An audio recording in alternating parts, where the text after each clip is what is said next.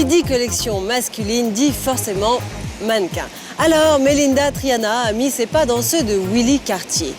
Willy Cartier, c'est ces jeunes mannequins français dont Riccardo Tisci, le directeur artistique de Givenchy, s'est entiché. La Fashion Week du prêt-à-porter masculin, ou l'homme, comme on dit dans le milieu, c'est le grand moment de vérité de la mode. Yeah. C'est à cette saison que les créateurs dévoilent un peu d'eux-mêmes à travers leur casting. Ils expriment leur goût, leurs fantasmes, excitent les nôtres, enfin s'affirment, se démarquent. Et surtout, ils se lâchent comme ils ne peuvent pas le faire pendant les collections femmes. Si chez la femme, il faut avoir des mannequins stars à tout prix et une directrice de casting qui s'en occupe, chez l'homme, en revanche, il s'implique personnellement. N'est-ce pas, Riccardo? Et nous, à la mode, on fait du casting dans le casting de Riccardo. On a suivi son chouchou, le français Willy Cartier. Quand j'étais dans la salle pour les essayages, il y a une fille qui est venue et qui m'a dit t'es le préféré de Riccardo. Identifiable à sa longue chevelure. En fait, c'est ma mère qui me disait laissez pousser parce que j'aime bien quand t'as les cheveux. Vous l'avez vu cet été, il posait pour une eau minérale et faisait aussi partie de la brochette Givenchy cet hiver. Quand j'étais petit, en fait, j'étais très très gros. Sinon, en plus d'être mannequin, il est acteur.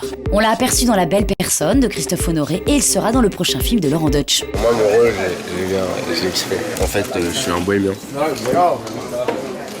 Et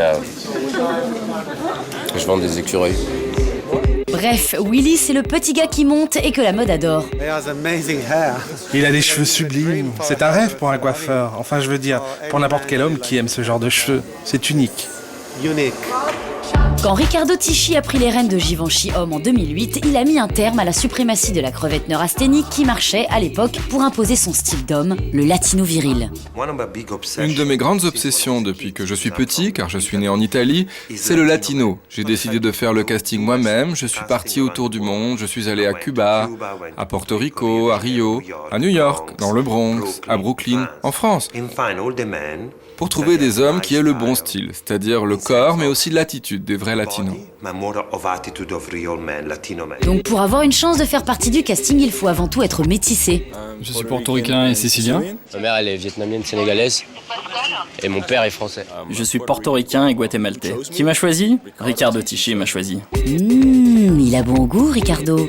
Ici, il n'y a pas de blondinet, il n'y a que des peaux mates et des yeux noirs. Ici, c'est toujours toutes les différentes couleurs de l'arc-en-ciel. On fait dans le casting multiculturel.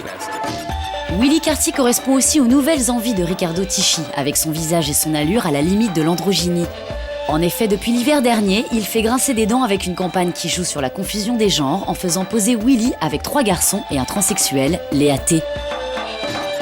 Il y avait une transsexuelle, elle s'appelle Léa T. Elle est gentille. Ça m'a fait bizarre la première fois parce qu'en fait quand je lui ai dit bonjour, je ne le savais pas. Et on me l'a dit après. À Paris, en fait, on l'a esprit ouvert. Léa T, c'est la nouvelle muse Givenchy. Elle a aussi défilé pour la collection Femmes de l'été. Depuis, elle est passée du rang de star super hype et enchaîne les couves de magazines. En tenue d'Ève dans le Vogue Paris, elle fait la couve du prochain Love Magazine et roule une pelle à Kate Moss pour Love. Je suis tombé amoureux d'un transsexuel. C'est une de mes amies, elle est incroyable et plus féminine qu'une femme. Je m'en fous, je n'ai pas de barrière ni de tabou. Ça, c'est mon style.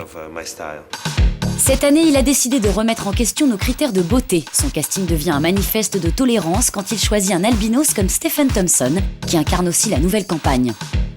Je suis mannequin, mais je suis aussi instituteur à Manhattan, en maternelle. Cette saison est très forte parce qu'il y a Stephen qui est aussi sur ma campagne. Il est super latino, très beau corps, très conscient de son physique, mais il est albinos et pour moi c'est vraiment chic. D'ailleurs, en parlant de campagne, c'est le moment de prendre la température pour la prochaine, qui sera la future muse de Riccardo. Beaucoup de garçons sont en exclusivité pour ma campagne et mon show. Personne d'autre ne peut les avoir pendant toute la saison. En backstage, c'est pas la compète, mais quand même, les mannequins savent que défiler en exclu pour une marque peut déboucher sur un contrat. Alors on se fait mousser. Je ferme le défilé, ils m'ont placé parmi les meilleurs. Bah oui, la place qu'ils occupent dans l'ordre du défilé pourrait avoir du sens. Être le premier à sortir ou le dernier signifierait être le prochain sur l'affiche. De toute façon, c'est moi qui ouvre. Moi, j'ai jamais ouvert ou fermé un show. C'est normal. En général, ce qui est dit, c'est que quand on ouvre un défilé, on a des chances de faire La campagne, mais moi Je voudrais juste dire un petit truc. j'ai ouvert des défilés, j'ai pas fait de campagne jusque-là. Alors avant de spéculer les mecs, il faut quand même déjà porter les vêtements. Cette saison, comme toujours, c'est très street gangsta rap, à base de teddy et de grosses doudounes en fourrure de kangourou, des imprimés Rottweiler, des lunettes à maxi monture et des casquettes qui donnent un côté hip-hop 90s, entre De La Soul et Public Enemy. Bref, tous les codes Kaira sont passés en revue. 1, 2, 3. La mode, la mode, la mode. La mode, la mode, la mode. Et bien voilà, c'est terminé. Et comme une mauvaise nouvelle ne vient jamais seule, on nous annonce un temps pourri comme d'hab. Mais bon, au moins, vous savez tout sur la mode et ça c'est essentiel. Allez, bye bye bye.